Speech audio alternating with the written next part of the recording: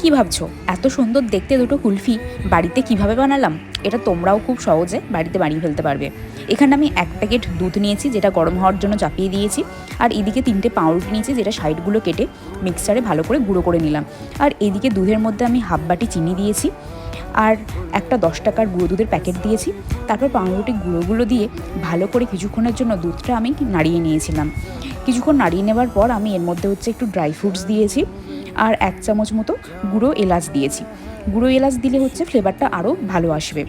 এখানে কিছুক্ষণ ঠান্ডা করে নেবার পর আমি দুটো ছোটো ছোটো গ্লাস নিয়েছি, তার মধ্যে আমি ভালো করে সব ঢেলে নিলাম, আর উপর থেকে একটা প্লাস্টিকের কভার দিয়ে দিয়েছিলাম। আর এটাকে আমি ফ্রিজে 1 দিনের জন্য রেখে দিয়েছিলাম। এই কুলফিটা আমি এই ফার্স্ট টাইম ট্রাই করলাম, এটা এত সুন্দর বসেছিল, তোমরা ভিডিওতে দেখতেই পাচ্ছ। মানে আমি ভাবতে পারিনি এত সুন্দরভাবে বসবে এটা। আর এটা খেতেও দুর্দান্ত হয়েছিল, মানে দারুণ খেতে হয়েছিল। খুব কম উপকরণ দিয়ে দারুণ একটা কুলফি বানালাম। আর আমাদের চ্যানেলটা ভালো লাগলে সাবস্ক্রাইব করে দিও।